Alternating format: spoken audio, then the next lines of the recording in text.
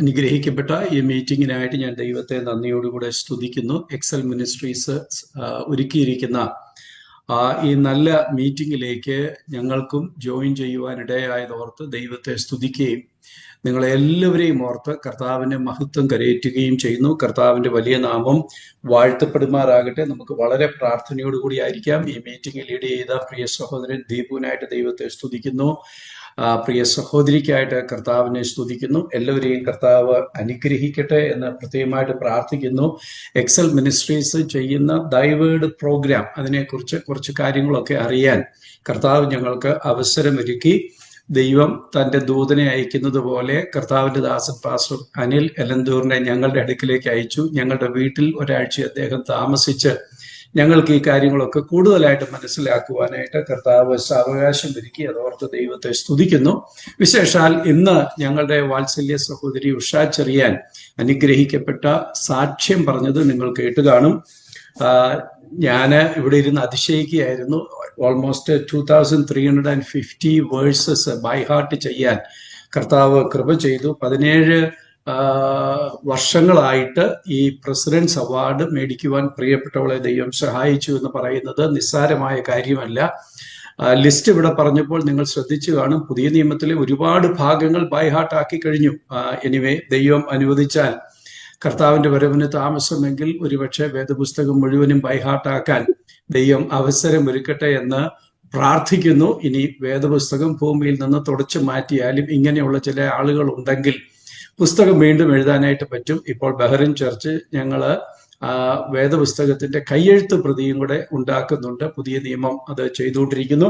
Anyway, എല്ലാവരെയും കർത്താവ് അനുഗ്രഹിക്കട്ടെ എന്ന് പ്രാർത്ഥിച്ചുകൊണ്ട് ഞാൻ ദൈവസന്നിധിയിൽ നമ്മെ തന്നെ സമർപ്പിച്ചുകൊണ്ട് പ്രാർത്ഥിക്കുന്നു. എൻ്റെ ഒരു കസിൻ ലിസമ്മ രാജൻ ഈ മീറ്റിംഗിൽ ഉണ്ടെന്ന് എനിക്ക് ബോധ്യപ്പെടുന്നു. കർത്താവ് അനുഗ്രഹിക്കട്ടെ എന്ന് പ്രാർത്ഥിക്കുകയാണ്. വിശേഷാൽ കർത്താവിന്റെ ദാസൻ പാസ്റ്റർ അനിലിനായിട്ട് ഞാൻ ദൈവത്തെ സ്തുതിക്കുന്നു. എൻ്റെ വൈഫ് ലിസയുടെ കസിനാണ്, ഫസ്റ്റ് കസിനാണ് പാസ്റ്റർ തമ്പി മാത്യു. നിങ്ങൾക്ക് എല്ലാവർക്കും അറിയാമല്ലോ. ആ ബന്ധത്തിൽ ഞങ്ങൾക്ക് എക്സൽ മിനിസ്ട്രിയോട് പ്രത്യേകമായ താല്പര്യമുണ്ട്. കർത്താവ് അനുഗ്രഹിക്കട്ടെ എന്ന് പ്രാർത്ഥിക്കുകയാണ്. ഞാൻ വേഗം ആ വിഷയത്തിലേക്ക് കടന്നു വരുവാനായിട്ട് ആഗ്രഹിക്കുന്നു. ഇതൊരു പേരന്റ് സെമിനാർ എന്നാണ് എന്നോട് പറഞ്ഞത്. ഇപ്പോൾ 100 ഡിവൈസിൽ ആളുകൾ ജോയിൻ ചെയ്തിട്ടുണ്ട്. ഇവര് എല്ലാവരും തന്നെ പേരൻസ് ആണെന്ന് ഞാൻ വിചാരിച്ചുകൊണ്ടാണ് നിങ്ങളുമായിട്ട് തുടർന്നുള്ള സമയം സംസാരിപ്പാനായിട്ട് ആഗ്രഹിക്കുന്നത്. അതുകൊണ്ട് പ്രാർത്ഥനയോടുകൂടെ ദൈവസന്നിധിയിലായിരിക്കാം. ആസ് എ പേരന്റ് നമ്മുടെ ഒന്നാമത്തെ റെസ്പോൺസിബിലിറ്റി എന്ന് പറയുന്നത് അണ്ടർസ്റ്റാൻഡ് അവർ ചിൽഡ്രൻ. നിങ്ങൾ നോട്ട് എഴുതണമെന്നുണ്ടെങ്കിൽ നിങ്ങൾ നോട്ട് എഴുതണം. ഒന്നാമത് നമ്മൾ മനസ്സിലാക്കേണ്ടത്, first of all as a responsibility of a parent we need to understand our children. നിങ്ങളാരും കൈയൊന്നും ഉയർത്തണ്ട. ഞാൻ ചോദിക്കട്ടെ, നിങ്ങൾക്കുള്ള 1, 2, 3, 5 എത്രയാണെങ്കിലും ആ കുഞ്ഞുങ്ങളെ യഥാർത്ഥമായിട്ട് മനസ്സിലാക്കുന്ന പേരൻസ് എത്ര പേര് ഈ മീറ്റിങ്ങിൽ പങ്കെടുക്കുന്നുണ്ട്? അപ്പോൾ യഥാർത്ഥമായി നമ്മൾ നമ്മുടെ കുഞ്ഞുങ്ങളെ മനസ്സിലാക്കണം. നമ്മുടെ കുഞ്ഞുങ്ങളെ മനസ്സിലാക്കണമെങ്കിൽ കുഞ്ഞുങ്ങളുടെ ജനനം തൊട്ടുള്ള കാര്യങ്ങളെക്കുറിച്ച് നമ്മൾ മനസ്സിലാക്കണം. ഒന്നാമത് ഉൽപ്പത്തി പുസ്തകം 1-ാം അധ്യായം 28-ാമത്തെ വാക്യം വായിക്കുമ്പോൾ, ജെനസിസ് ചാപ്റ്റർ 1 വേഴ്സ് 28, അത് മുഴുവൻ വായിക്കുന്നില്ല, 28-ാം വാക്യം. ദൈവം അവരെ അനുഗ്രഹിച്ചു, നിങ്ങൾ സന്താനപുഷ്ടിയുള്ളവരായി പെരുകി മതി. ദൈവം അവരെ അനുഗ്രഹിച്ചിട്ട്, ദൈവം ആരെ അനുഗ്രഹിച്ചു? ആദം ഹവ്വ ദമ്പതിമാരെ അനുഗ്രഹിക്കുന്ന കാര്യമാണ് നമുക്കവിടെ കാണുവാൻ സാധിക്കുന്നത്. ദൈവത്തിന്റെ സൃഷ്ടിയായിരിക്കുന്ന ആദമിനെ നോക്കിക്കൊണ്ട് ദൈവം അവരെ അനുഗ്രഹിച്ചു. ഹവ്വയുടെ സൃഷ്ടി അടുത്ത അധ്യായത്തിലാണ് കാണുന്നതെങ്കിലും ആദമിൽ ഹവ്വ ഉണ്ടായിരുന്നുവെന്ന് ദൈവവചന പഠനത്തിൽ നമുക്ക് മനസ്സിലാക്കാൻ സാധിക്കും. അതുകൊണ്ടാണ് ദൈവം അവനെ അനുഗ്രഹിച്ചു എന്ന് പറയാതെ ദൈവം അവരെ അനുഗ്രഹിച്ചു എന്ന് പറഞ്ഞിട്ട് പറയുന്നത്, നിങ്ങൾ സന്താനപുഷ്ടിയുള്ളവരായി പെരുകണം. Be fruitful and multiply. ശ്രദ്ധിക്കുക, be fruitful and multiply. It is not a suggestion, but it is an order. It is a command. അപ്പോൾ ദൈവം ആദ്യ സൃഷ്ടിയായിരിക്കുന്ന മനുഷ്യനോട് തന്നെ പറയുന്നു, ബി ഫ്രൂട്ട്ഫുൾ ആൻഡ് മൾട്ടിപ്ലൈ. അതുകൊണ്ട് ബി ഫ്രൂട്ട്ഫുൾ ആൻഡ് മൾട്ടിപ്ലൈസ്, നിങ്ങൾ സന്താന പുഷ്ടിയുള്ളവരായി പെരുകണമെന്നുള്ള ദൈവവചനം നമ്മളോട് പറയുന്നത്, B fruitful and multiply is the original creation blessing ആണ്. ആ സൃഷ്ടിപ്പിൽ തന്നെയുള്ള അനുഗ്രഹമാണ്. It is A creation mandate. ആ ക്രിയേഷനോടുള്ള ബന്ധത്തിൽ, സൃഷ്ടിപ്പിനോടുള്ള ബന്ധത്തിലെ ഒരു കൽപ്പനയാണ് എന്ന് നമുക്ക് പറയാം. It is the creation design, it is A creation command.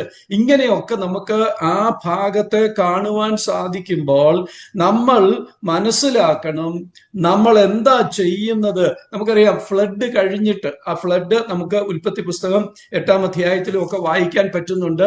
ആ ഫ്ലഡ് കഴിഞ്ഞിട്ട് ചാപ്റ്റർ 9 വേഴ്സ് 1 വരുമ്പോൾ പുതിയ ഭൂമി എന്ന് നമുക്ക് വേണമെങ്കിൽ പറയാം. ഫ്ലഡിനാൽ സകല ഭൂമിയെയും ശുദ്ധീകരിച്ച് പുതിയൊരു ഭൂമിയിലേക്ക് മനുഷ്യൻ വന്നപ്പോൾ ഒന്നാമതായി ദൈവം പറയുന്ന കാര്യം നോഹയോട് പറയുകയാണ്. ചാപ്റ്റർ 9 വേഴ്സ് 1, അവിടെയും നമുക്ക് അത് തന്നെ കാണാൻ സാധിക്കും. ഒന്ന് വായിക്കാം. ദൈവം നോഹയെയും അവന്റെ പുത്രന്മാരെയും അനുഗ്രഹിച്ച് അവരോട് അരുളി ചെയ്തത് എന്തെന്നാൽ, നിങ്ങൾ സന്താന പുഷ്ടിയുള്ളവരായി പെരുകി ഭൂമിയിൽ നിറയുകയും. അപ്പോൾ അവിടെയും നോഹയോട് ദൈവം റിപ്പീറ്റ് ചെയ്യുകയാണ്.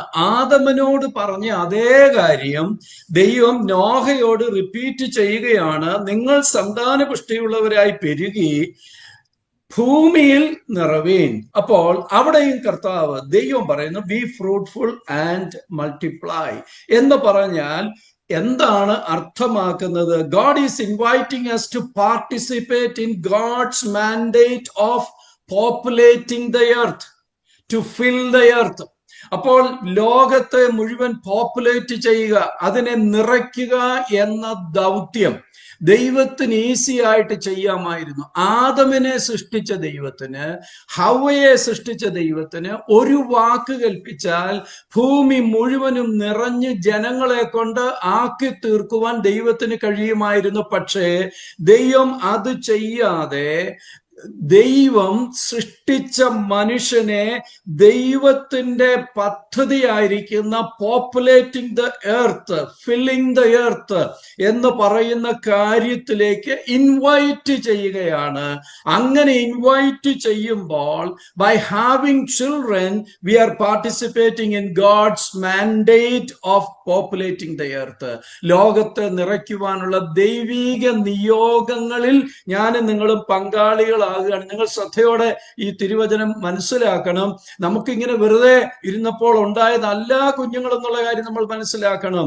ഇതൊരു ഫൺ മേക്കിംഗ് അല്ലെന്നുള്ള കാര്യം നമ്മൾ മനസ്സിലാക്കണം. ഏത് കാര്യങ്ങൾ, സാഹചര്യങ്ങൾ എന്ത് തന്നെ ആയിരുന്നാലും നമുക്ക് കുഞ്ഞുങ്ങൾ ഉണ്ടാകുമ്പോൾ നമ്മൾ ചെയ്യുന്ന കാര്യം എന്ന് പറയുന്നത്, we are participating in God's mandate of populating the earth. അത് നമ്മൾ പ്രത്യേകമായിട്ട് മനസ്സിലാക്കുക.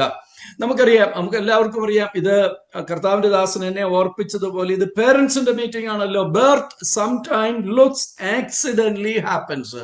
ചിലപ്പോൾ ഒരു കുഞ്ഞ് ജനിക്കുന്നത് ആക്സിഡന്റ് ആയിട്ട് സംഭവിച്ചു, അൺപ്ലാൻഡ് ആയിരിക്കാം. പ്ലാൻഡ് ആയിട്ട് കുഞ്ഞുങ്ങൾ ജനിക്കുന്ന കാര്യങ്ങളുണ്ട്, അൺപ്ലാൻഡ് ഉണ്ട്, ഓർ അൺഇന്റൻഡഡ് പ്രഗ്നൻസി ഉണ്ടാകാറുണ്ട്. ഇങ്ങനെയൊക്കെ പല നിലയിൽ ഉണ്ടാകാറുണ്ട്. പക്ഷേ അതേത് നിലയിലാണെങ്കിലും ആ കുഞ്ഞ് ജനിക്കുന്നതിന്റെ പിന്നിൽ ദൈവത്തിന് ഒരു പദ്ധതിയുണ്ട്. സങ്കീർത്തനങ്ങൾ 139 13 മുതൽ 16 വരെയുള്ള വാക്യങ്ങൾ നമ്മൾ വായിക്കുമ്പോൾ, സാം നമ്പർ 139 വേഴ്സസ് 13 to 16 വായിക്കുമ്പോൾ ഒരു വാക്യം ഒന്ന് വായിച്ചു. അതിന്റെ, നീയല്ലോ എന്റെ അന്തരങ്ങളെ നിർമ്മിച്ചത്, എന്റെ അമ്മയുടെ ഉദരത്തിൽ നീ എന്നെ മെടഞ്ഞു. എന്റെ അമ്മയുടെ ഉദരത്തിൽ നീ എന്നെ മെടഞ്ഞു. The process has been done by the husband or wife or a man and a woman. പക്ഷെങ്കിൽ അവര് ചെയ്യുന്ന പ്രോസസ് അല്ല ഒരു കുഞ്ഞ് ജനിക്കുവാൻ യഥാർത്ഥ കാരണമെന്ന് സങ്കീർത്തനക്കാരൻ പറയുകയാണ്. നീയല്ലോ എന്റെ അമ്മയുടെ ഉദരത്തിൽ എന്നെ ഫോം ചെയ്തത്. God knows and forms and made in God's image. ദൈവത്തിന്റെ സാദൃശ്യത്തിലും സ്വരൂപത്തിലും അമ്മയുടെ ഉദരത്തിൽ മെടഞ്ഞത് അത് ദൈവമാണെന്ന് ദൈവവചനം നമ്മളെ ഓർപ്പിക്കുന്നു. Praise the Lord. God is the source and creator of all human life, created with inherent worth and dignity. അപ്പോൾ എല്ലാ സൃഷ്ടിപ്പിന്റെയും എല്ലാ ശിശുക്കളുടെ ജനനത്തിന്റെയും പിന്നിൽ ദൈവമാണ് അതിന്റെ റിയൽ സോഴ്സ് എന്ന് നമ്മൾ മനസ്സിലാക്കണമെന്ന് ദൈവത്തിന്റെ വചനം നമ്മളെ ഓർപ്പിക്കുന്നു. The child conceived and born is still a person created by God. നമുക്ക് എല്ലാവർക്കും അറിയാം, നമ്മളിത് പറയുന്നത് തന്നെ ശരിയാണോ എന്ന് അറിയത്തില്ല. കുഞ്ഞുങ്ങൾ ശരിയായ വിവാഹ ബന്ധത്തിലൂടെ ജനിക്കുന്ന കുഞ്ഞുങ്ങളുണ്ട്, വിവാഹേതര ബന്ധങ്ങളിലൂടെ ജനിക്കുന്ന കുഞ്ഞുങ്ങളുണ്ട്. ഏത് രീതിയിലാണെങ്കിലും അത് നമുക്കെല്ലാവർക്കും അറിയാം, വ്യവസ്ഥ വിട്ടുള്ള പ്രമാണങ്ങളിലൂടെ കുഞ്ഞുങ്ങൾ ജനിച്ചാലും അതിനെ ലോകം പല രീതിയിൽ പഴിക്കുകയും ഒക്കെ ചെയ്യുമെങ്കിലും ജീവൻ കൊടുക്കുന്നത് ദൈവം തന്നെയാണ്. ജീവൻ കൊടുക്കാൻ മറ്റാർക്കും സാധിക്കുകയില്ല എന്ന കാര്യം മനസ്സിലാക്കണം. അതുകൊണ്ട് എങ്ങനെ ഒരു കുഞ്ഞ് ജനിച്ചാലും ആ ജനിക്കപ്പെടുന്ന കുഞ്ഞ് ഇന്നസെന്റ് ആണ്. ആ ജനിക്കപ്പെടുന്ന കുഞ്ഞ് ഒരു കാര്യത്തിലും ഇൻവോൾവ് അല്ല. പാപത്തിൽ എൻ്റെ അമ്മ എന്നെ ഗർഭം ധരിച്ചു എന്ന് പറയുന്നത് പോലെ ജനിക്കുന്ന കുഞ്ഞുങ്ങൾ അപ്പോൾ തന്നെ പാപിയായി തന്നെ ജനിക്കുന്നു എന്ന് തിരുവചനം നമ്മളെ ഓർപ്പിക്കുമ്പോൾ, ആ കുഞ്ഞ് പാപിയായി ജനിച്ചുവെങ്കിൽ ആ കുഞ്ഞിന് വേണ്ടി കൂടെയാണ് യേശു കർത്താവ് മരിച്ചത് എന്നുള്ളത് ഓർക്കുമ്പോൾ, ആ കുഞ്ഞ് ദൈവത്തിന്റെ ഇമേജിലാണ് ജനിക്കുവാൻ ഇടയായത് എന്നതുകൊണ്ട് ദൈവത്തിന്റെ പദ്ധതി അതിന്റെ പിന്നിൽ ഉണ്ടെന്നുള്ള കാര്യം നമ്മൾ മനസ്സിലാക്കണം. അതുകൊണ്ട് ഒന്നാമത്തെ പോയിന്റ് എനിക്ക് പേരൻസിനോട് പറയാനായിട്ടുള്ളത്, ബി ഫ്രൂട്ട്ഫുൾ ആൻഡ് മൾട്ടിപ്ലൈ എന്ന് പറയുന്നത് ദൈവത്തിന്റെ കൽപ്പനയാണ്. നമുക്കും കുഞ്ഞുങ്ങൾ ഉണ്ടാകുമ്പോൾ we are participating in God's original plan. ദൈവത്തിന്റെ പദ്ധതിയിൽ പങ്കാളികളാകുകയാണ്. അതുകൊണ്ട് ഒരിക്കൽ പോലും നമ്മുടെ കുഞ്ഞുങ്ങളെ കുറച്ച് കാണരുത്. അവരുണ്ടായത് ഓർത്ത് നമ്മൾ വ്യാകുല ചിന്തരാകരുത്. ചില ആളുകളൊക്കെ അങ്ങനെ പറയാറുണ്ട്. തലയിൽ കൈവച്ച് പ്രാഗിക്കൊണ്ട് പറയുന്ന മാതാക്കളെ കണ്ടിട്ടുണ്ട്, പിതാക്കന്മാരെ കണ്ടിട്ടുണ്ട്.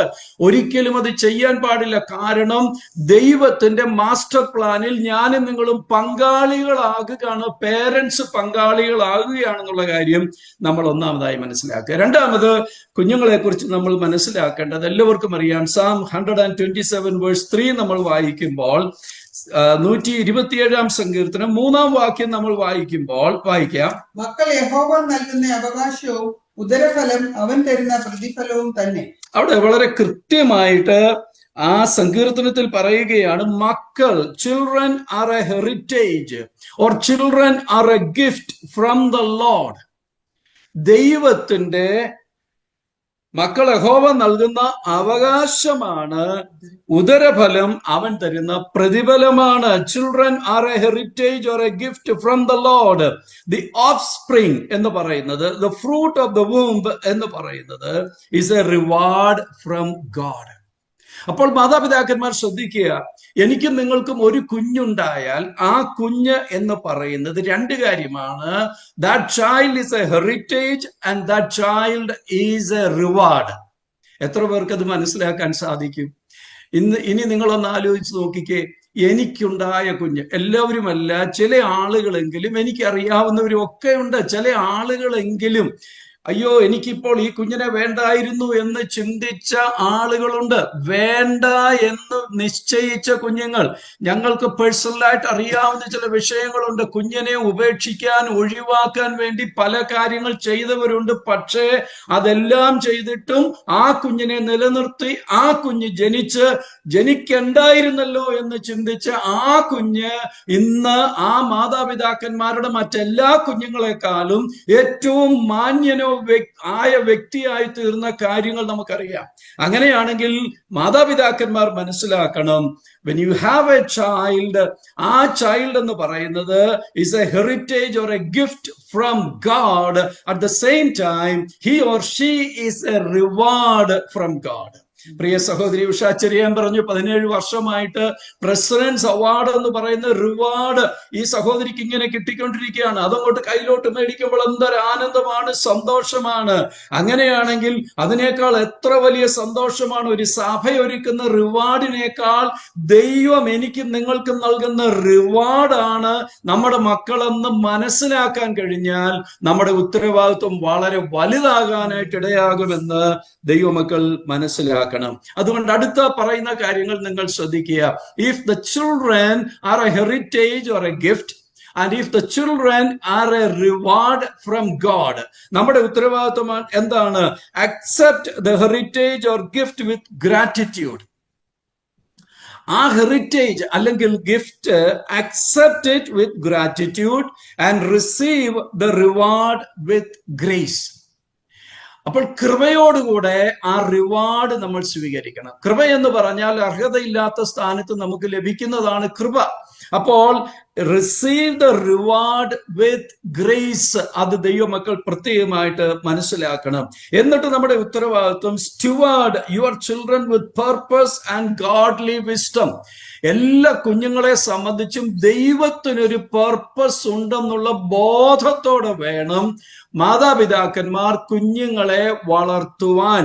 അതുകൊണ്ട് ദൈവസന്നിധിയിൽ നാം ആ വിശ്വസ്തത പുലർത്തണം. നിങ്ങൾ ശ്രദ്ധയോടെ ആ കാര്യം മനസ്സിലാക്കുക. Raising a godly generation is a privilege. Raising a godly generation, ദൈവഭക്തിയുള്ള ഒരു ജനറേഷനെ വളർത്തിയെടുക്കാൻ പറ്റുന്നെങ്കിൽ അതൊരു പ്രിവിലേജ് ആണ് and a responsibility. Dear parents, I want to encourage everyone. It is our prime responsibility to raise a godly generation. എങ്ങനെയെങ്കിലും ഉള്ള ഒരു തലമുറയെ വാർത്തെടുക്കാനല്ല ദൈവം നമ്മളെ വിളിച്ചിരിക്കുന്നത്. Excel ministry is doing a wonderful, excellent job. അവർ അതിലൂടെ ഉദ്ദേശിക്കുന്നത് എന്താണ്? ഈ ദൈവവേർഡ് എന്ന് പറയുന്ന പ്രോഗ്രാമിലൂടെ എന്റെ ഓർമ്മയും അറിവും ശരിയാണെങ്കിൽ ഏതാണ്ട് 6000-ഓളം 6000 ആളുകൾ അതിനകത്ത് രജിസ്റ്റർ ചെയ്ത് പഠിക്കുന്നുണ്ടെന്നാണ് ഞാൻ മനസ്സിലാക്കിയത്. അത്രയും ആളുകളുടെ, അത്രയും കുഞ്ഞുങ്ങളുടെ ഹൃദയത്തിലേക്ക് ദൈവവചനം പകർന്നു കൊടുക്കുന്നതിന്റെ പിന്നിലെ അധ്വാനവും കഷ്ടപ്പാടും, ഒരുപാട് മെന്റേഴ്സ് അതിന്റെ പിന്നിൽ നിന്ന് വർക്ക് ചെയ്ത് ഈ കാര്യങ്ങളൊക്കെ ചെയ്യുന്നതിന്റെ ഉദ്ദേശം എന്താണ്? Raising a godly generation. ദൈവഭയമുള്ള, ദൈവവചനം മാനിക്കുന്ന അങ്ങനെയുള്ള ഒരു തലമുറയെ റേസ് ചെയ്യാനുള്ള ഉത്തരവാദിത്വമാണ് അവർ ഏറ്റെടുക്കുന്നത്. ആ ഉത്തരവാദിത്വം അവർ ഏറ്റെടുക്കുമ്പോൾ മനസ്സിലാക്കുക, it is a privilege and it is your responsibility എന്നുള്ളത് നാം പ്രത്യേകമായിട്ട് മനസ്സിലാക്കണം. As a parent, it is our responsibility to nurture, teach and lead them rightly. അവരെ നന്നായി പഠിപ്പിച്ച്, നന്നായി പാകം ചെയ്ത് ശരിയായ പാതയിൽ അവരെ കൊണ്ടുപോകുക എന്നുള്ളത് നമ്മുടെ ഉത്തരവാദിത്വമാണെന്ന് ദൈവമക്കളായിരിക്കുന്ന നമ്മൾ മനസ്സിലാക്കണം. അപ്പോൾ ഞാൻ ഓർപ്പിച്ച 2 കാര്യങ്ങൾ നിങ്ങൾ മറന്നു പോകരുത്. ഒന്ന്, we are participating in God's mandate. ദൈവത്തിന്റെ കൽപ്പനയിൽ, ദൈവത്തിന്റെ ഒറിജിനൽ മാസ്റ്റർ പ്ലാനിൽ ഞാനും നിങ്ങളും പങ്കാളികളാകുന്ന ദൗത്യമാണ് ഒരു പേരന്റ് എന്നുള്ള നിലയിൽ ഒരു കുഞ്ഞ് ജനിക്കുമ്പോൾ എനിക്കും നിങ്ങൾക്കും ഉണ്ടാകുന്നത്. രണ്ടാമത്, കുഞ്ഞുങ്ങൾ എന്ന് പറയുന്നത്, മക്കൾ എന്ന് പറയുന്നത് ദൈവത്തിന്റെ ദാനമാണ്. ദൈവം നമുക്ക് നൽകി തന്നിരിക്കുന്ന അവകാശമാണ്. അത് കൃപയോടുകൂടെ സ്വീകരിക്കുക, ഗ്രാറ്റിറ്റ്യൂഡോടുകൂടി, നന്ദിയോടുകൂടെ സ്വീകരിക്കുക. ആ രീതിയിൽ ആ കുഞ്ഞുങ്ങളെ വളർത്തിയെടുക്കുക. അതിന് കർത്താവ് നമ്മളെ സഹായിക്കട്ടെ. മൂന്നാമത്തെ കാര്യം എന്ന് പറയുന്നത്, discipline your children with love, care and wisdom. നമ്മുടെ കുഞ്ഞുങ്ങളെ ഡിസിപ്ലിൻ ചെയ്യണം. എങ്ങനെയാണ്? സ്നേഹത്തോടുകൂടെ, കരുതലോടുകൂടെ, വിവേകത്തോടുകൂടെ. Discipline your children with love, care and wisdom. അതിന് ദൈവം നമുക്ക് എപ്പോഴും കൃപ തരട്ടെ. എഫേസ്യ ലേഖനം 6-ാം അധ്യായത്തിന്റെ 4-ാമത്തെ വാക്യം വായിക്കുമ്പോൾ നമുക്കവിടെ കാണുവാൻ കഴിയുന്നുണ്ട്. Ephesians chapter 6 verse 4. അവിടെ നമ്മുടെ മാതാപിതാക്കന്മാരുടെ ഉത്തരവാദിത്വത്തെ കുറിച്ച് അപ്പോസ്തലനായ പൗലോസ് പറയുന്നത് നമുക്ക് കാണാൻ സാധിക്കും. Ephesians chapter 6 verse 4. പിതാക്കന്മാരെ, നിങ്ങളുടെ മക്കളെ കോപിപ്പിക്കാതെ കർത്താവിന്റെ ബാലശിക്ഷയിലും പത്യോപദേശത്തിലും പോറ്റി വളർത്തുവീൻ. അപ്പോൾ അവിടെ പറയുന്നത് എന്താണ്? Do not provoke or discourage your children. Do not provoke. പിതാക്കന്മാരെ, നിങ്ങളുടെ മക്കളെ കോപിപ്പിക്കാതെ അവരെ വളർത്തിയെടുക്കണം. പിതാക്കന്മാർക്ക് പലപ്പോഴും പറ്റുന്ന ഒരു പ്രശ്നമാണ്, ഭാര്യയുടെ അടുത്ത് തീർക്കാൻ പറ്റാത്തത് മുഴുവൻ മക്കളുടെ അടുക്കൽ തീർക്കും. ഇപ്പം ജോലിയൊക്കെ കഴിഞ്ഞ് വലിയ ടെൻഷനോട് കൂടിയാണ് ഇങ്ങോട്ട് വരുന്നതെന്നുണ്ടെങ്കിൽ, പ്രതീക്ഷിക്കുന്നത് പോലെ ഭാര്യ പ്രതികരിച്ചില്ലെങ്കിൽ, ചായയുമായി എതിരേറ്റ് വന്നില്ലെങ്കിൽ, അല്ലെങ്കിൽ വീട്ടിൽ വന്ന ഉടനെ തന്നെ ഭാര്യ ഏതെങ്കിലുമൊക്കെ പരാതികളുമൊക്കെ ആയിട്ട് വന്നാൽ ഭാര്യയുടെ മേൽ കൈവെക്കാൻ പറ്റാത്തത് കൊണ്ട് അത് മുഴുവൻ മക്കളുടെ മേൽ അടിച്ചേൽപ്പിക്കുന്ന പിതാക്കന്മാരെ നമ്മൾ കണ്ടിട്ടുണ്ട്.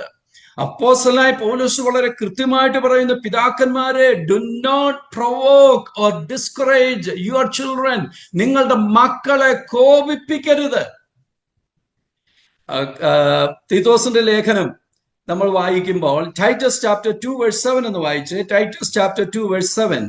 വിരോധി നമ്മെ കൊണ്ട് ഒരു തിന്മയും പറയുവാൻ വകയില്ലാതെ ലജ്ജിക്കേണ്ടതിന് സകലത്തിലും നിന്നെ തന്നെ സൽപ്രവർത്തികൾക്ക് മാതൃകയാക്കി കാണിക്കുക. അപ്പോൾ അവിടെ പറയുന്നത്, നിങ്ങളുടെ കുഞ്ഞുങ്ങളെ കോപിപ്പിക്കാതെ നിങ്ങൾ സകലത്തിലും മാതൃകയുള്ളവരായിരിക്കുക. Godly example and role model ആകുക. പിതാക്കന്മാരെ, മാതാക്കളെ, നമ്മളെ കുറിച്ച് ദൈവം ആഗ്രഹിക്കുന്നത് നമ്മൾ റോൾ മോഡലായി വരണമെന്നുള്ളതാണ്.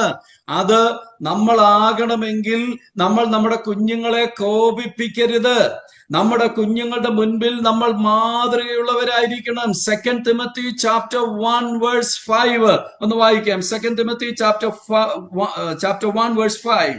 ആ വിശ്വാസം ആദ്യം നിന്റെ വലിയമ്മ ലോവീസിലും അമ്മ യുനീക്കയിലും ഉണ്ടായിരുന്നു, നിന്നിലും ഉണ്ടെന്ന് ഞാൻ ഉറച്ചിരിക്കുന്നു. അപ്പോൾ അവിടെ നമുക്ക് കാണാനായിട്ട് കഴിയുന്നത്, ദൈവം പകർന്നു കൊടുത്ത ആ വിശ്വാസം ഇങ്ങനെ കൈമാറി വരത്തക്ക നിലയിൽ മാതാപിതാക്കന്മാർ കുഞ്ഞുങ്ങളെ വളർത്തിയെടുക്കുന്നതിന്റെ ഒരു സംക്ഷിപ്ത വിവരണമാണ് നമുക്കവിടെ വായിക്കുവാനായിട്ട് സാധിച്ചത്. ഞാൻ എല്ലാ കാര്യങ്ങളും അത്രയും വിശദീകരിച്ച് പോകാനായിട്ട് സാധിക്കുകയില്ലല്ലോ. അതുകൊണ്ട് എനിക്ക് നിങ്ങളെ ഓർപ്പിക്കുവാനുള്ള മൂന്നാമത്തെ കാര്യം എന്ന് പറയുന്നത്, always discipline your children with love, care and divine wisdom. ആ ജ്ഞാനത്തോടുകൂടെ, പരിജ്ഞാനത്തോടുകൂടെ നമ്മുടെ കുഞ്ഞുങ്ങളെ നമ്മൾ ഡിസിപ്ലിൻ ചെയ്യുക. അങ്ങനെ ഡിസിപ്ലിൻ ചെയ്യുമ്പോൾ make sure that you are A godly example.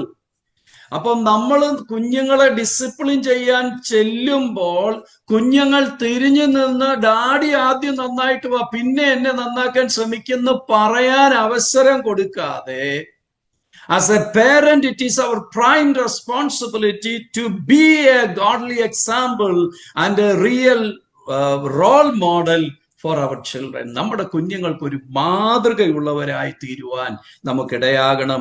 ആ കാര്യം ഞാൻ ദൈവസ്നേഹത്തിൽ നിങ്ങളെ ഓർപ്പിക്കുകയാണ്.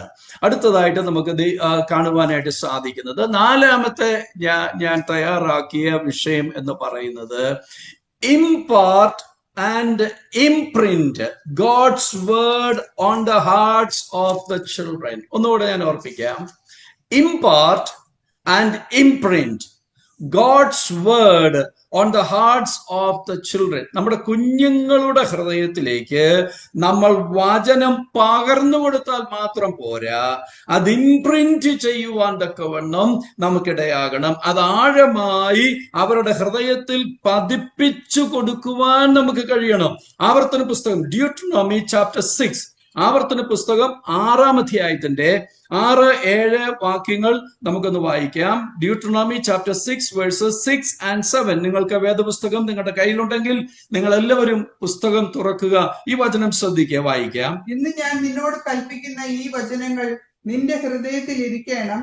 നീ അവയെ നിന്റെ മക്കൾക്ക് ഉപദേശിച്ചു കൊടുക്കുകയും നീ വീട്ടിൽ ഇരിക്കുമ്പോഴും വഴി നടക്കുമ്പോഴും കിടക്കുമ്പോഴും എഴുന്നേൽക്കുമ്പോഴും അവയെക്കുറിച്ച് സംസാരിക്കുകയും വേണം. അതെ, അവിടെ നമുക്ക് കാണുവാൻ കഴിയുന്നത് അതിന്റെ 4-ാമത്തെ വാക്യത്തിൽ ഇത് ആരോടാ പറയുന്നത് എന്ന് എഴുതിയിട്ടുണ്ട്. ഇസ്രായേലെ കേൾക്ക, യഹോവ നമ്മുടെ ദൈവമാകുന്നു, യഹോവ ഏകൻ തന്നെ. ഈ 5-ാം വാക്യം വായിച്ച് അങ്ങനെ സംബോധന ചെയ്ത് പറയുമ്പോൾ ഒന്നാമത്തെ കാര്യം എന്താണ്? വായിക്കാം. ഇത് ദൈവമായ യഹോവയെ നീ പൂർണ്ണ ഹൃദയത്തോടും പൂർണ്ണ മനസ്സോടും പൂർണ്ണ ശക്തിയോടും കൂടെ സ്നേഹിക്കണം. അപ്പോൾ പേരൻസ് മനസ്സിലാക്കേണ്ട കാര്യം എന്ന് പറയുന്നത് ഈ 4-ാമത്തെ point. somebody is asking for the fourth point എന്ന് പറയുന്നത് impart and imprint God's word on the hearts of the children. നമ്മുടെ കുഞ്ഞുങ്ങളുടെ ഹൃദയത്തിലേക്ക് പകർന്നു കൊടുത്താൽ മാത്രം പോരാ, ഹൃദയത്തിൽ എഴുതി കൊടുക്കാൻ കഴിയണം. എന്ത്? ദൈവ വചനം. അത് മാതാപിതാക്കന്മാരുടെ ഉത്തരവാദിത്വമാണ്. ഇവിടെ ഡ്യൂട്രോണമി ചാപ്റ്റർ 6:5 നമ്മൾ വായിക്കുന്നു, ഒന്നാമത് പേരൻസ് ചെയ്യേണ്ട കാര്യം, നിന്റെ ദൈവമായ യഹോവയെ നീ പൂർണ്ണ ഹൃദയത്തോടും പൂർണ്ണ മനസ്സോടും പൂർണ്ണ ശക്തിയോടും കൂടെ സ്നേഹിക്കണം. ഞാൻ ഈ പറയുന്നത് മുഴുവനും ഒരു ക്രിസ്ത്യൻ കൺസെപ്റ്റിൽ നിന്നുകൊണ്ടാണ്, ലോകപ്രകാരമുള്ള പേരൻസിന്റെ കാര്യമല്ല. ദൈവമക്കളായിരിക്കുന്ന പേരൻസ് ആണല്ലോ ഇതിനകത്ത് ജോയിൻ ചെയ്തിരിക്കുന്ന എല്ലാവരും. അതുകൊണ്ട് അങ്ങനെയുള്ളവരോടാണ് പറയുന്നത്. ഒന്നാമത് പേരൻസ് എന്ന് പറയുന്ന മാതാപിതാക്കന്മാരുടെ ഉത്തരവാദിത്വം, we need to love the Lord. നമ്മുടെ കർത്താവിനെ നമ്മൾ സ്നേഹിക്കണം. എങ്ങനെ സ്നേഹിക്കണം? പൂർണ്ണ ഹൃദയത്തോടെ, പൂർണ്ണ മനസ്സോടെ, പൂർണ്ണ ശക്തിയോടും കൂടെ സ്നേഹിക്കണം. അങ്ങനെ സ്നേഹിക്കുന്ന പേരൻസിനോട് പിന്നെ പറയുകയാണ്, ഇന്ന് ഞാൻ നിന്നോട് കൽപ്പിക്കുന്ന ഈ വചനങ്ങൾ നിന്റെ ഹൃദയത്തിൽ ഇരിക്കണം. അപ്പോൾ നമുക്ക് വേണ്ടാത്ത ഒന്ന് കുഞ്ഞുങ്ങളുടെ മേൽ കെട്ടിവെക്കാനല്ല മാതാപിതാക്കന്മാർ ശ്രമിക്കേണ്ടത്. നമ്മൾ ഒന്നാമതായി ദൈവത്തെ സ്നേഹിക്കണം. രണ്ടാമതായി ഈ വചനം നമ്മുടെ ഹൃദയത്തിൽ ഇരിക്കണം. പിന്നെ 7-ാം വാക്യം, നമ്മുടെ ഹൃദയത്തിൽ ഇരിക്കുന്ന ആ വചനം, നീ അവയെ എന്ന് പറഞ്ഞാൽ 6-ാം വാക്യത്തിൽ പറഞ്ഞിരിക്കുന്ന കാര്യമാണ്. 6-ാം വാക്യത്തിൽ പറഞ്ഞിരിക്കുന്നത് എന്താണ്? ഇന്ന് ഞാൻ നിന്നോട് കൽപ്പിക്കുന്ന ഈ വചനങ്ങൾ നിന്റെ ഹൃദയത്തിൽ ഇരിക്കണം. ശ്രദ്ധിക്കുക, നിന്റെ ഹൃദയത്തിൽ ഇരിക്കുന്ന ആ വചനത്തെ, 7-ാം വാക്യം, നിന്റെ മക്കൾക്ക് ഉപദേശിച്ചു കൊടുക്കണം. Praise the Lord. അപ്പോൾ നിന്റെ മക്കൾക്ക് അത് ഉപദേശിച്ചു കൊടുക്കണം. ഉപദേശിച്ചു കൊടുത്താൽ മാത്രം മതിയോ? അടുത്തൊന്ന് വായിച്ച അതിന്റെ കണ്ടിന്യൂവേഷൻ, വേഴ്സ് നമ്പർ 7. നീ വീട്ടിൽ ഇരിക്കുമ്പോഴും വഴി നടക്കുമ്പോഴും കിടക്കുമ്പോഴും എഴുന്നേൽക്കുമ്പോഴും അവയെക്കുറിച്ച് സംസാരിക്കുകയും വേണം. എന്ന് പറഞ്ഞാൽ നമ്മുടെ ജീവിതത്തിന്റെ എല്ലാ സന്ദർഭങ്ങളിലും നീ അവയെക്കുറിച്ച് സംസാരിക്കണം. ഞാൻ ദൈവമക്കളോട് ചോദിക്കട്ടെ, ഒരു ആരാധനയ്ക്ക് പോയി തിരിച്ചു വരുന്ന സമയത്ത് നമ്മൾ സംസാരിക്കുന്നത് എന്താ? അന്ന് പ്രസംഗിച്ച പാസ്റ്റർ അല്ലെ ദൈവദാസൻ പറഞ്ഞ കാര്യത്തിൽ വന്ന ഏതെങ്കിലും ഒരു തെറ്റ് വന്നു പോയിട്ടുണ്ടെങ്കിൽ അത് നമ്മൾ ട്രോൾ ചെയ്യുകയാണ് ചെയ്യുന്നത്. അത് നമ്മൾ കുഞ്ഞുങ്ങളുമായി ഒരുമിച്ചിരുന്ന് ഡിസ്കസ് ചെയ്ത് ചർച്ച് തൊട്ട് വീട് വരെ അങ്ങനെയാണ് വരുന്നത്. ഒരിക്കൽ ഒരു സഹോദരൻ എന്നോട് പറഞ്ഞു, എന്നെ ജോയിച്ച എന്നാണ് പലരും വിളിക്കാറുള്ളത്, എന്നോട് പറഞ്ഞു, ജോയിച്ച, ഞങ്ങളുടെ വീട്ടിൽ സഭായോഗം കഴിഞ്ഞ് ആഹാരത്തിന് വേണ്ടി ഇരിക്കുമ്പോൾ ഞങ്ങൾ ചെയ്യുന്ന കാര്യം, ഇന്ന് ജോയിച്ചാൻ പ്രസംഗിച്ചപ്പോൾ വന്ന മിസ്റ്റേക്ക് മുഴുവനും എടുത്തു പറയുക, അല്ലെങ്കിൽ പ്രസംഗിക്കുമ്പോൾ ഉണ്ടായ ഓരോ കാര്യങ്ങളും അവർ ഡിസ്കസ് ചെയ്യുക. വചനമല്ല ഡിസ്കസ് ചെയ്യുന്നത്, അല്ലാത്ത കാര്യങ്ങൾ ഡിസ്കസ് ചെയ്യുക.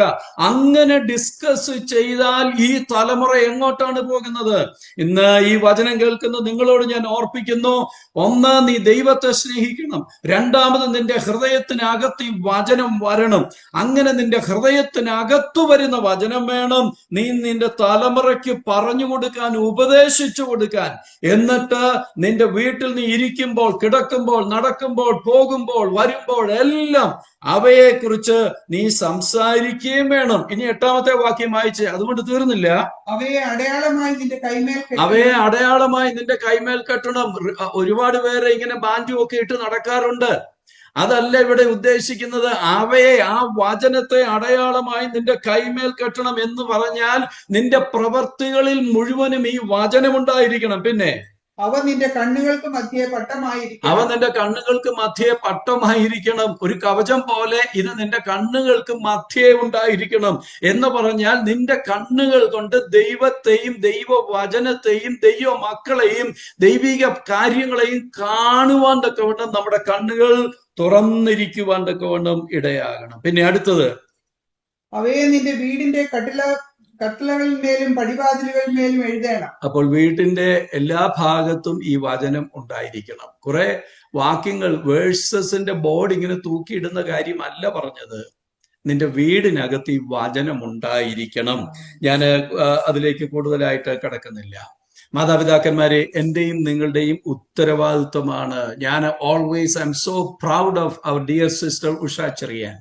അത്രയും വേഴ്സസ് ആ പ്രിയപ്പെട്ടവൾ തന്റെ ഹൃദയത്തിൽ ഹൃദിസ്ഥമാക്കുവാനിടയായി. ഞാൻ നിങ്ങളെ ഓർത്ത് അഭിമാനിക്കുന്നു.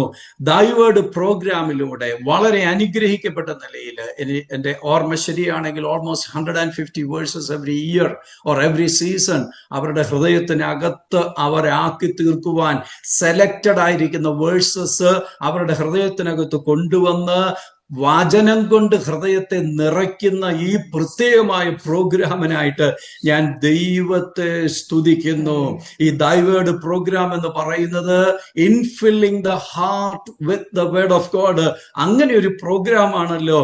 അത് ആ വചനം കൊണ്ട് ഇതിനെ ഇൻഫില്ല് ചെയ്താൽ, ഇതിനെ നിറച്ചാൽ, നമ്മുടെ ഉത്തരവാദിത്വം എന്ന് പറയുന്നത് ഇത് നമ്മുടെ കുഞ്ഞുങ്ങളിലേക്ക് കൊടുക്കുവാനായിട്ട് സാധിക്കും. അപ്പോൾ നമ്മുടെ കുഞ്ഞുങ്ങൾ മാത്രം ബൈഹാർട്ട് ചെയ്താൽ പോരാ, ബൈഹാർട്ട് ചെയ്യാൻ പ്രാപ്തിയുള്ള എല്ലാവരും ബൈഹാർട്ട് ചെയ്ത് അങ്ങനെ ചെയ്താൽ അത് നമുക്ക് അനുഗ്രഹമാണ്. നമ്മുടെ കുഞ്ഞുങ്ങളെ ഇത് ബൈഹാർട്ട് ചെയ്യിപ്പിക്കാൻ പേരൻസ് എടുക്കുന്ന എല്ലാ എഫേർട്ടും ഏറ്റവും അനുഗ്രഹമാണ്. കർത്താവിന്റെ വരവിന് താമസമെങ്കിൽ, അവർക്ക് ആയുസ്സും ആരോഗ്യമുണ്ടെങ്കിൽ, അവർക്ക് തലമുറകൾ ഉണ്ടാകുമ്പോൾ അവർ ഇന്ന് ഹൃദിസ്ഥമാക്കിയ വചനങ്ങൾ അവരുടെ തലമുറകളിലേക്ക് അത് കൈമാറ്റം ചെയ്യുവാൻ ഇടയാകുമ്പോൾ നീയും ആ പ്രതിഫലത്തിന്റെ ഒരു പങ്കാളിയാകുന്നു എന്നുള്ള കാര്യം നമ്മൾ മറന്നു പോകരുത്. Praise the Lord. അഞ്ചാമത്തെ കാര്യത്തിലേക്ക് ഞാൻ കടന്നു വരട്ടെ. അഞ്ചാമത്തെ കാര്യം എന്ന് പറയുന്നത് ഫാമിലി പ്രെയർ ആണ്. കുടുംബ പ്രാർത്ഥന എന്ന് പറയുന്നത് പഴയ ആളുകൾക്കൊക്കെ അറിയാം. പല വീടുകളും ഉണർന്നുകൊണ്ടിരുന്നത് അടുത്ത വീട്ടിലെ പാട്ട് കേട്ട. മരത്തിൻ കൊമ്പിലിരിക്കുന്ന പക്ഷി ചിലയ്ക്കുന്നത് കേട്ട് ഉണരുന്ന കാര്യമൊക്കെ പാട്ടുകാരൻ ഒരു പാട്ടിൽ പറയുന്നുണ്ടെങ്കിലും ഇന്ന് മരത്തിലിരിക്കുന്ന പക്ഷി ചിലയ്ക്കണമെന്നുണ്ടെങ്കിൽ വല്ല വനത്തിലും പോകണം. കാരണം നമ്മുടെ ദേശത്തൊന്നും മരങ്ങൾ പോലും ഇല്ലാതെ വേണം വെട്ടി നിരത്തിയിരിക്കുക. അപ്പോൾ ഇനി അത് കേട്ട് ഉണരാൻ പറ്റത്തില്ല. ഏതെങ്കിലും ഒരു വീട്ടിൽ പാട്ട് കേട്ട് നമുക്ക് ഉണരാൻ പറ്റുന്ന ഒരു ലോകത്തിലാണോ നമ്മൾ ഇന്ന് ജീവിക്കുന്നത്? ഫാമിലി പ്രയർ നമ്മുടെ ജീവിതത്തിലുണ്ടോ? We are too busy that we always avoid the family prayer. ഞാൻ ചോദിക്കട്ടെ മാതാപിതാക്കന്മാരെ, നമ്മുടെ കുഞ്ഞുങ്ങളുമായി ഒരുമിച്ചിരുന്ന് പ്രാർത്ഥിക്കാൻ, പാടുവാൻ നമുക്ക് സാധിക്കുന്നുണ്ടോ? പാസ്റ്റർ അനിൽ ഇവിടെ ഉണ്ടായിരുന്ന ഒരാഴ്ച ദിവസം ഞങ്ങളിങ്ങനെ പലപ്പോഴും പറയാറുണ്ട്, കുടുംബ പ്രാർത്ഥനയ്ക്ക് ഞങ്ങൾ ഇരിക്കുന്ന സമയത്ത് അദ്ദേഹം ഒരു 4 പാട്ടെങ്കിലും അങ്ങ് പാടും. ഞങ്ങളൊക്കെ ഒരു പാട്ടിനകത്ത് നിർത്തുന്നവരായിരുന്നു. അദ്ദേഹം 4 പാട്ടെങ്കിലും പാടും. എന്നിട്ടാണ് ഞങ്ങൾ പുസ്തകമൊക്കെ വായിച്ച് പ്രാർത്ഥിക്കുന്നത്. എത്ര അനുഗ്രഹിക്കപ്പെട്ട കാര്യമാണ് കുടുംബ പ്രാർത്ഥന. എന്താണ് കുടുംബ പ്രാർത്ഥനയിൽ സംഭവിക്കുന്നത്? The family prayer strengthens family relationship with God and each other. ദൈവത്തോടും ഫാമിലിയിലുള്ളവരോടും തമ്മിലുള്ള ബന്ധത്തെ ഉറപ്പിക്കുവാൻ കുടുംബ പ്രാർത്ഥനയ്ക്ക് കഴിയുമെന്ന് നമ്മൾ മനസ്സിലാക്കണം. Also the family prayer unites the family in faith and teaches the generation to trust God.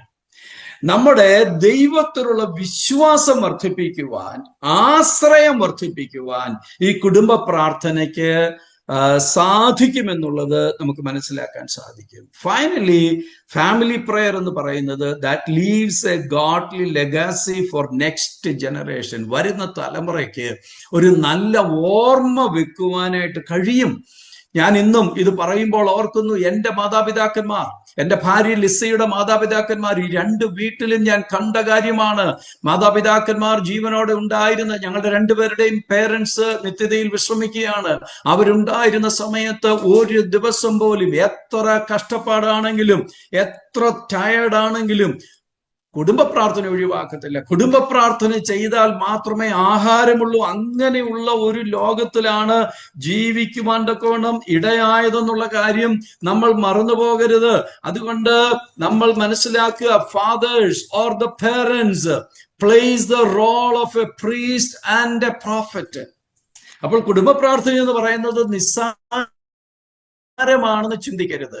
ഇന്നാണെങ്കിൽ കുടുംബ പ്രാർത്ഥനയിൽ ഞാൻ പലയിടങ്ങളിലും കണ്ടിട്ടുണ്ട്, പ്രാർത്ഥനയ്ക്കായിട്ടുള്ള ഇരിപ്പ് കണ്ടാൽ തന്നെ അറിയാം ഇവൻ വേറെ ഏതോ ലോകത്തിലായിരിക്കുന്നതെന്ന്. പ്രാർത്ഥനയ്ക്ക് വന്നിരിക്കുമ്പോഴും മൊബൈൽ ഫോണിൽ കളിച്ചുകൊണ്ടാണ് ഇരിക്കുന്നത്. നമ്മളൊരു പാട്ട് പാടുമ്പോൾ അപ്പനും അമ്മയും കൂടെ ഒരു പാട്ട് പാടുകയാണെങ്കിൽ മക്കൾ ആ സമയവും ടെലിഫോണിൽ കളിക്കുകയാണ്. വാട്സപ്പ് ഫേസ്ബുക്കോ അല്ലെങ്കിൽ അവരുടെ ലോകത്തിൽ അവർ കളിക്കുകയാണ്. ഞാൻ ചോദിക്കട്ടെ, മാതാപിതാക്കന്മാരെ, ആ ഫോൺ ഒന്ന് മാറ്റി വെപ്പിച്ചിട്ട് അവരെ കൊണ്ട് പ്രാർത്ഥിക്കാൻ പറ്റുമോ? അപ്പോഴത്തേക്ക് മൂഡ് ഓഫ് ആയി എല്ലാം തകർക്കുകയാണ്. So what is our responsibility? Iyyob എന്താ ചെയ്തത്? ഇയ്യോബിന്റെ പുസ്തകം 1-ാം അധ്യായം 5-ാം വാക്യം വായിക്കാം.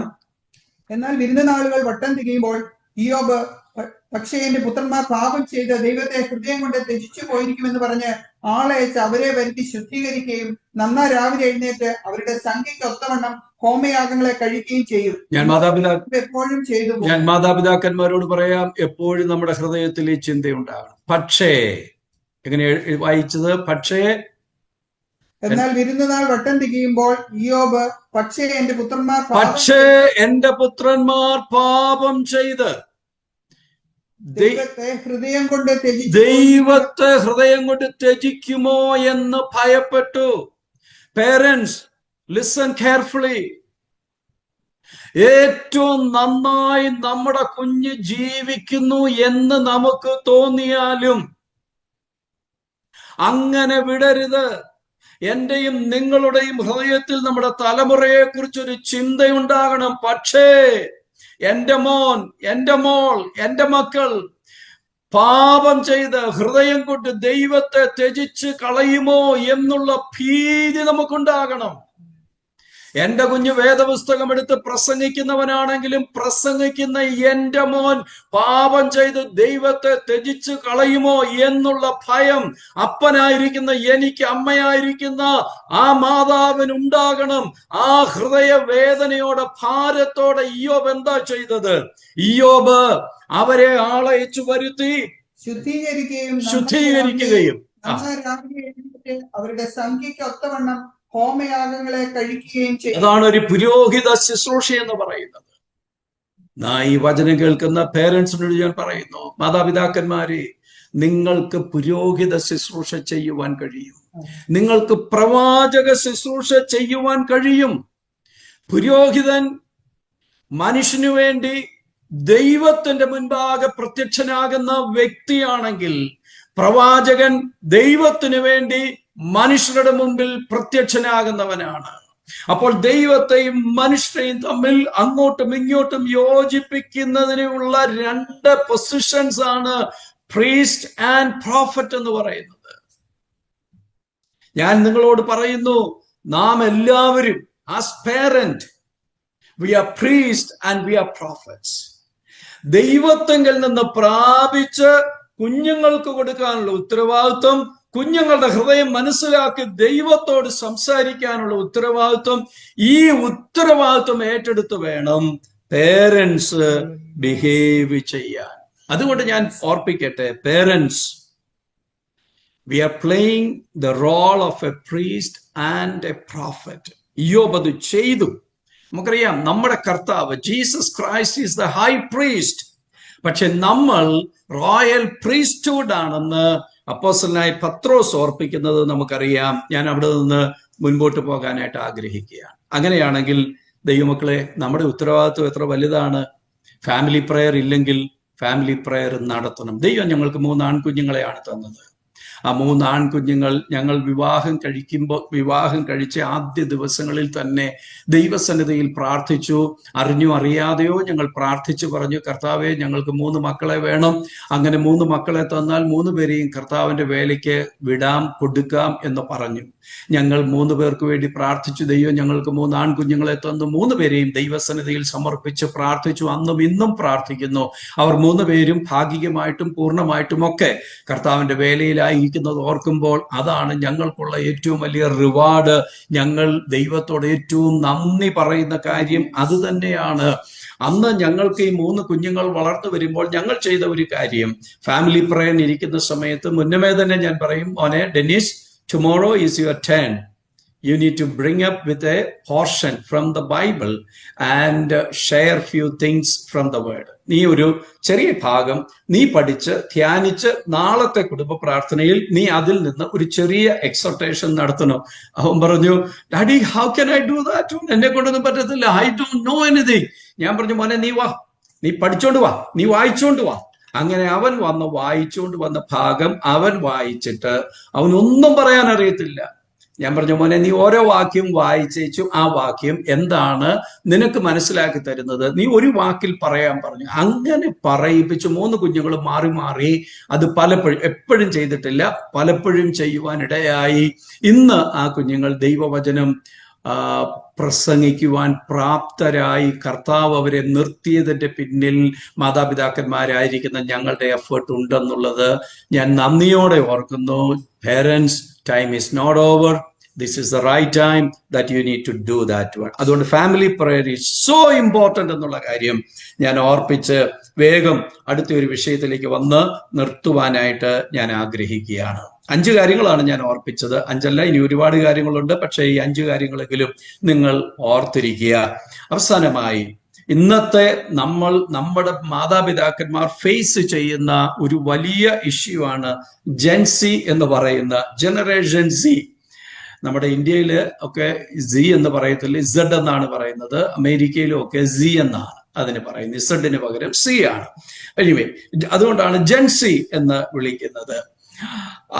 ഞാൻ മനസ്സിലാക്കിയത് 1997 to 2012 ആ കാലയളവിൽ ജനിച്ച ഒരു കൂട്ടം ആളുകളാണ് ഈ ജെൻസി ഗ്രൂപ്പായിട്ട് ഫോം ചെയ്യുവാൻ ഗുണമിടയായത്. ഇങ്ങനെ ഒരു ഗ്രൂപ്പ് ഫോം ചെയ്തിട്ട് വിത്ത് മോഡേൺ, അവരെ സംബന്ധിച്ചിടത്തോളം smart phone, social media, digital technology, relationship issues, identity issues, self worth issues, ഇങ്ങനെ അങ്ങ് ഒരുപാട് ഇഷ്യൂസാണ്. ജെൻസി എന്ന് പറയുമ്പോഴത്തേക്ക് ഏതാണ്ട് 14 മുതൽ 29 വയസ്സ് വരെ പ്രായമുള്ള കുഞ്ഞുങ്ങളുടെ ഒരു ഗ്രൂപ്പാണ് ഈ ജെൻസി. അപ്പോൾ ഈ ജെൻസിയെ സംബന്ധിച്ചിടത്തോളം അവര് പേരൻസ് ആയിരിക്കുന്ന നമ്മളെക്കാൾ ഹൈലി അഡ്വാൻസ്ഡ് ആണ്.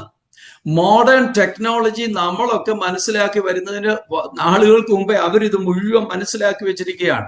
ഇന്നും എൻ്റെ സ്മാർട്ട് ഫോണിനകത്ത് ഒരു പ്രശ്നം വന്നാൽ എൻ്റെ മക്കളോടാണ് ഞാൻ ചോദിക്കുന്നത്. ചെറിയ കാര്യം പോലും എനിക്ക് മനസ്സിലാക്കാൻ ബുദ്ധിമുട്ടാണ്. പക്ഷെ ഞങ്ങളുടെ കുഞ്ഞുങ്ങൾക്ക് അത് വളരെ പെട്ടെന്ന് മനസ്സിലാക്കാം.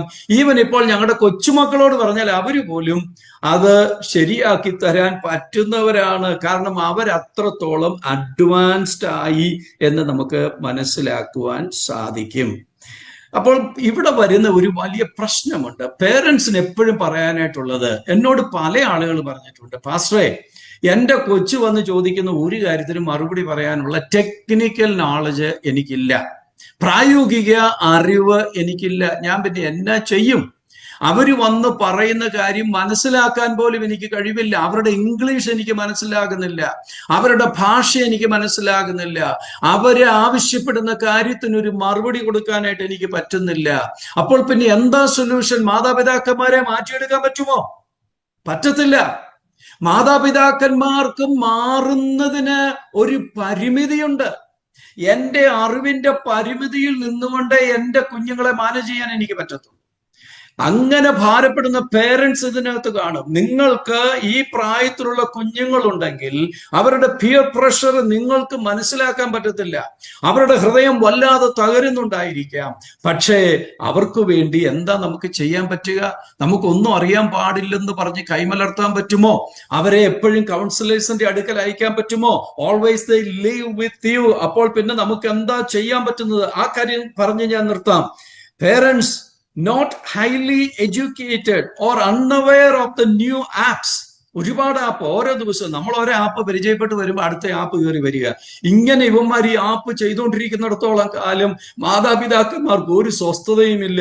അങ്ങനെയുള്ള ലോകത്തിൽ നമുക്ക് പിന്നെ എന്താ ചെയ്യാൻ പറ്റുന്നത്? ഒന്നാമത്തെ കാര്യം, parents, love your children without barriers.